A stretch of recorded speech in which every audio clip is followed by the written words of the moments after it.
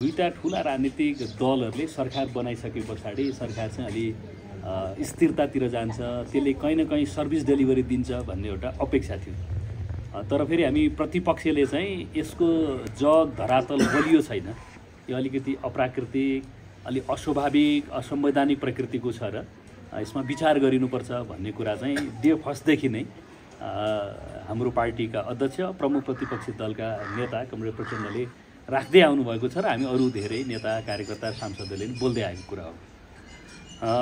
हामी यो अहिले संवाद गरिरहँदाखेरि काठमाडौँमा देशभरिका शिक्षकहरू आन्दोलनरत हुनुहुन्छ।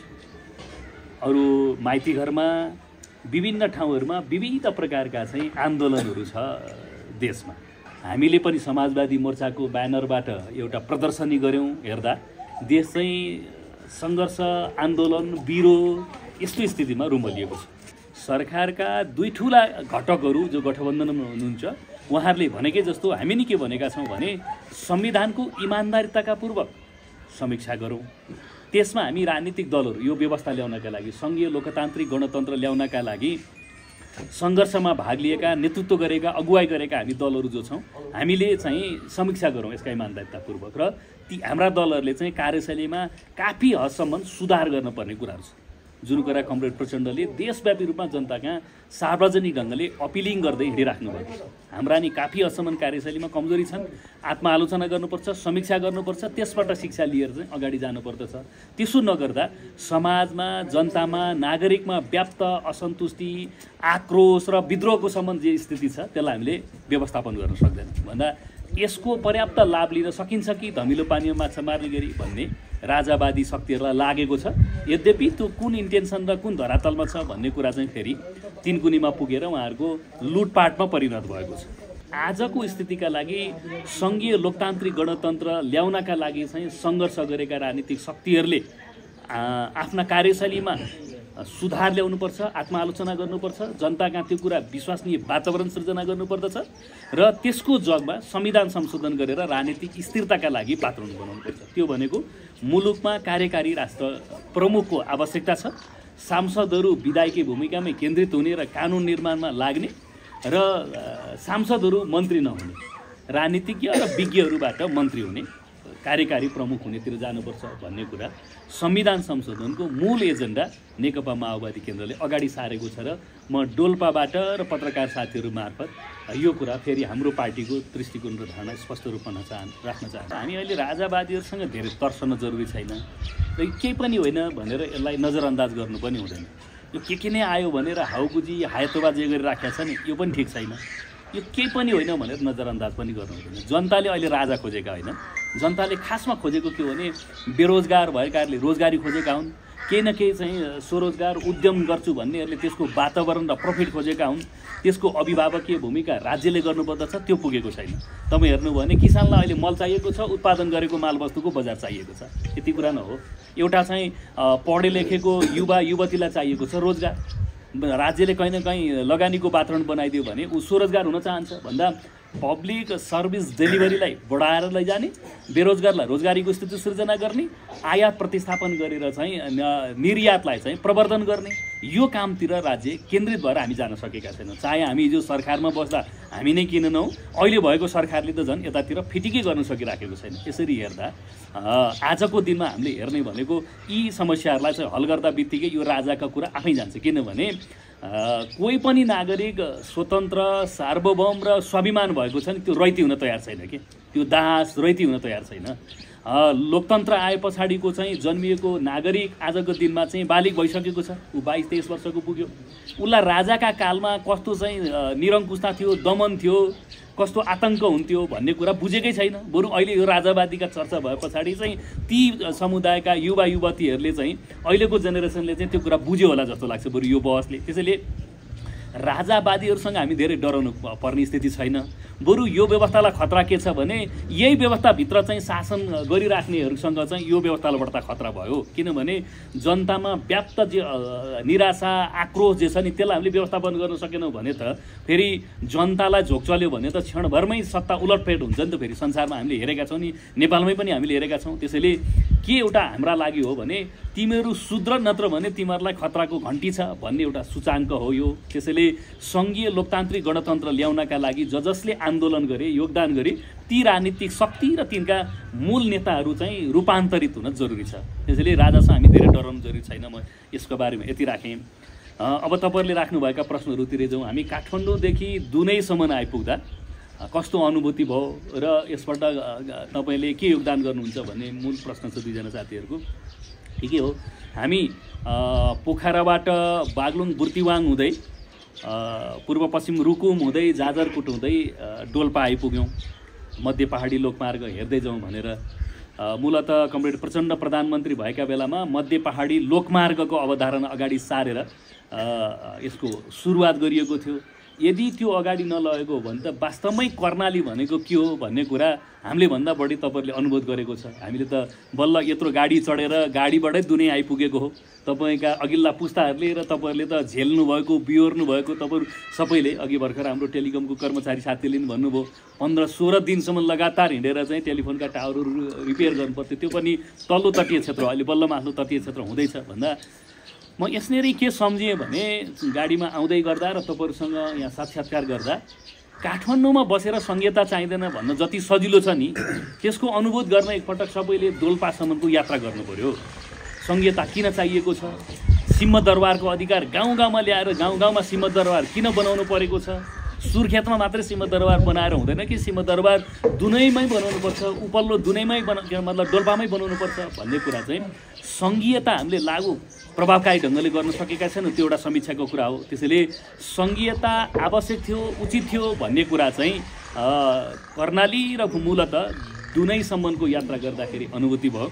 यहाँ खास गरी सूचना प्रविधिको प्रभावकारी ढङ्गले जोडिन नसक्दा अघि जिल्ला प्रशासन कार्यालयमा नि कुरा भयो। यो नागरिक एप र राष्ट्रिय परिचय पत्रको कुरा चाहिँ टेक्निकल्ली जटिलता आएको छ। लागु औषधका कुरा, जडीबुटीलाई प्रवर्धन व्यवस्थापन गर्ने कुरा, यसलाई प्रवर्धन गर्ने कुरा नि छ, व्यवस्थापन गर्ने कुरा पनि छ। यी कुराहरू लगायतका धेरै सुझावहरू हामीलाई उठेका छन् र मेरो आफ्नो तर्फबाट दलमा छलफल गरेर आगामी अधिवेशनमा तपाईँहरू समेतका सबै आएका सुझावहरूलाई समेटेर डोल्पाको विषयलाई संसदभित्र एउटा आवाजका रूपमा उठाउने मैले सङ्कल्प गरेको छु। हुन चाहिँ कङ्ग्रेस र एमाले माओवादीलाई तलाउन नै विपक्षमा पठाएको हो। माओवादी जनताका बिचमा लोकप्रिय होस् भनेर माया गरेर होइन, हामीलाई सत्ताबाट बाहिर पुर्याउने र माओवादीलाई साइजिङ गर्ने उद्देश्य थियो कङ्ग्रेस र एमालेको। तर भइदियो कस्तो भने 18 महिना कमरेड प्रचण्डको नेतृत्वको सरकारले गरेका काम कारबाही, यो 8 महिना कमरेड ओलीले नेतृत्व गरेर गरेका काम कारबाही आएको दिनदेखि नै, किनभने डेडिकेटेड टर्म लाइन तपाईँहरूलाई थाहा छ, मलाई 1 मिनट समय दिनुहोस्। सबभन्दा धेरै ऊर्जा मन्त्री माओवादी भयो, किन गरेन भन्ने कहिलेकाहीँ तपाईँहरूले पनि संसदको बहस र बाहिरको आवाज सुन्नुहुन्छ। हामीले त्यो के गरेको भने कुलमान घिसिङले लोड सेडिङ अन्त्य गरेकै के हो भने पहिला अत्यावश्यकीय क्षेत्र, हस्पिटल, नागरिक लगायतका अब अत्यावश्यकीय क्षेत्रमा विद्युत दिएको, बढी भएर उफ्रिएको विद्युतलाई मात्रै उद्योगको क्षेत्रमा दिएको। त्यसो गर्दा कुलमानजी आउनुभन्दा अगाडि के थियो भने पहिला उद्योगहरूलाई बत्ती जान्थ्यो अनि मात्रै बाहिर बत्ती थियो भन्दा डेडिकेटेड र ट्रङ्क लाइनको कुरा त्यो हो। कुलमानजीले खालि के गरिदिनु भयो भने हस्पिटल र जनता लगायत अत्यावश्यक क्षेत्रमा पहिला बत्ती राष्ट्रिय प्रसारण वितरण गर्नुभयो, उफ्रेको बत्तीलाई मात्रै निजी क्षेत्रका उद्योगहरूलाई बेच्नु भयो र नत्र डिजल प्लान्टबाट चलाउ भन्नुभयो। उहाँहरूले त्यसलाई मान्दैनौँ भनेर आउनुभयो। भए पछाडि त्यो चाहिँ खासमा 8 अरब हो, त्यसको सावा, ब्याज, जरिवाना, हर्जना पुग्दाखेरि 22 अरब हुन गयो। प्रचण्डको नेतृत्वको सरकार हुँदा के गरियो भने ब्याज, जरिवाना, हर्जनालाई मिनाहा गरिदिने, 8 अरब पैसा तिर्दिनुपर्छ, 8 अरबलाई चाहिँ 79वटा किस्ता बनाएर तिर्ने भनेर 8वटा कम्पनीले पहिलो किस्ता हालेका थिए, केही कम्पनीले मानेका थिएन। तर कमरेड ओली आएपछि के गर्नुभयो भन्दा पैसा केही तिर्न पर्दैन, लाइन काट्ने निर्णय खारेज गर भनेर कुलमानजीलाई दबाब दिनुभयो। सरकारको र कुलमानजीको दूरी बढेको गर्दा उहाँहरूले कुलमानलाई निकाल्नुभयो। हाम्रो चाहिँ मतलब संवैधानिक व्यवस्था के छ भने राष्ट्र बैङ्कको गभर्नर खाली हुनुभन्दा 1 महिना अगाडि नै नियुक्त गर्नुपर्दछ। कङ्ग्रेस र एमालेको भागभन्डा नमिलेर कसलाई ल्याउने भन्ने कुरा गर्दा आजसम्म गभर्नर नियुक्तिको चाहिँ जो उपसमिति बनेको छ त्यसले एउटा बैठक नै बस्न सकेको छैन। यसरी हेर्नुभयो भने यो दिनानुदिनका कामका कुरा, सुशासनको क्षेत्रका कामका कुरा। अर्कोतिर तपाईँ जानुभयो भने आर्थिक सूचाङ्कमा हेर्नुभयो भने एफएटिएफले चाहिँ नेपाललाई ग्रे जोनमा लग्यो। त्यसमा के आउँछ त भन्दा अघिल्लो सरकार पनि छ नि भन्ने तर्क आउँछ, प्रश्न आउँछ। ठिकै त्यो कुरा हो, तर कुरा के भने सरकार भनेको अविच्छिन्न उत्तराधिकार हो नि, को व्यक्ति रहेन भन्ने कुरा होइन। भन्दा उसले गरिराखेका कामका ठिक ढङ्गले डिल गर्न सकेन र यो घरभित्रको कुरा भयो। घर बाहिरको कुरा गर्नुभयो भने अन्तर्राष्ट्रिय सम्बन्ध सम्पर्क चाहिँ प्रधानमन्त्रीले सुधार गर्न सक्नु भएको छैन। अब अस्ति गएको चाहिँ उहाँको बङ्गालको खाडीको क्षेत्रको प्रयासमा जे उहाँ जानुभयो त्यहाँ थोरै साइडलाइन वार्ता त गर्नुभयो, तर भारतका प्रधानमन्त्रीले उहाँलाई निम्तो गर्नु भएन। प्रधानमन्त्रीले बारम्बार भन्नुभएको छ कि म भारत छिट्टै जाँदैछु भनेर। सरकारमा आएको हप्ता दिनदेखि भनेको भन्दा अन्तर्राष्ट्रिय सम्बन्ध सम्पर्क सुधारका हिसाबले, सुशासनको क्षेत्रमा चाहिँ सुधारका हिसाबले, नागरिकलाई विश्वासमा लिएर चाहिँ विश्वास आर्जन गर्दै सुधार गरेर अगाडि जाने कुराका हिसाबले, व्यवस्थालाई रक्षा गर्ने लगायतका कुराका हिसाबले यो सरकार पूर्णतः असफल भयो र कमरेड केपी ओली नेतृत्वको सरकार दिन प्रतिदिन घण्टा प्रति घण्टा बस्नु भनेको राज्यका लागि चाहिँ नोक्सानी मात्रै छ, यसले चाहिँ उपलब्धि दिन सक्दैन। हामी कहाँ पनि के हो भने पार्टीलाई र व्यक्तिलाई मात्रै दिने होइन, आइडियोलोजीलाई दिनुपर्छ, उसको दृष्टिकोण सिद्धान्तलाई। यसरी हेर्दा कम्युनिस्ट र गैर कम्युनिस्ट या कम्युनिस्ट र डेमोक्रेटिकहरू हुनु नै सबभन्दा राम्रो कुरा। तर अब बनिसकेको नेकपा जोगाउन सकिएन। हामी माओवादी र मलाई भन्नुहुन्छ भने नेपालमा कम्युनिस्टहरू एकै ठाउँमा भएर कम्युनिस्ट र डेमोक्रेटिकहरूकै दुईटा धार भएर त्यो सिद्धान्तले आइडियोलोजीले चाहिँ राज गर्नुपर्छ या शासन व्यवस्था अगाडि लैजानुपर्छ। तर कमरेड केपी ओलीको कार्यशैली र दृष्टिकोणका कारण चाहिँ अहिले तत्कालका लागि त्यो सम्भावना छैन। हामी कमरेड केपी बाहेक नेकपा एमाले भित्र प्रगतिशील र यो व्यवस्थालाई सुदृढ गरेर जाने नेतृत्व हुन्छ भने त्यसका लागि तयार छु। तर केपी कमरेडको दृष्टिकोण र सोचाइले अहिले त्यो हुँदैन। त्यो कुरा हामीले मात्रै भनेको होइन, नेकपा एमाले भित्रका देशभरिका नेता कार्यकर्ताले नै भनिराख्नु भएको छ। यसले तपाईँ हेर्नुभयो भने पत्रकार महासङ्घकै चुनाव तपाईँहरूले आफैले गर्नुभयो, देशैभरिको सिनेरियो। सोभियत चुनावमा हेर्नुभयो, उपनिर्वाचनमा माओवादीका विरुद्ध उहाँहरू कङ्ग्रेस एमाले गठबन्धन गर्नुभयो, बाह्रको चुनावमा गठबन्धन गर्नुभयो, जबकि महासमितिको बैठकबाट नेपाली काङ्ग्रेस लिखित दस्तावेजका साथ अब कहीँ कतै गठबन्धन हुँदैन भन्नुभएको, तर उहाँहरू गठबन्धन लगातार गरिराख्नु भएको छ। अस्तिको दिनको बारसम्म जाँदा त्यसमा चाहिँ सोचेको भन्दा ज्यादा अपेक्षा भन्दा ज्यादा माओवादीले प्राप्त गरेको छ। यसरी हेर्दा माओवादीका प्रति आकर्षण बढेर गएको छ। यो नै पर्याप्त, सबै ठिक भयो, माओवादीमा सबै हामी सुनपानी छर्क्यौँ, हामी त्यसो त भन्दैनौँ। हाम्रा नि कैयौँ सीमाहरू छन्, हामी सुध्रिनुपर्छ, समीक्षा गर्नुपर्छ, त्यसका लागि हामी तयार छौँ भनेकै छौँ र हामी जनतातिर फर्केका छौँ। केही समय पछाडि यो मध्य पहाडी लोकमार्गमा अध्यक्ष प्रचण्ड सहितको अभियान आउँछ। हामी कहाँ अब अहिले तराई मधेस जागरण अभियान चलिराखेको छ, केही जिल्लाहरू बाँकी छ। नवलपरासीबाट चाहिँ आजदेखि सुरु हुँदैछ। मलाई लाग्छ हामी जनता कहाँ जानेर सम्बन्ध सुधार गर्नेमा छौँ र अहिले हामीलाई छटपट्टि छैन कि बरु हामी उत्साहित छौँ। उपचुनाव हुँदा कङ्ग्रेस एमाले नै गठबन्धन बनाएर आउँदा समेत हामीले भारी फराकिलो मतअन्तरसहित जित्यौँ यही जाजरकोटमै।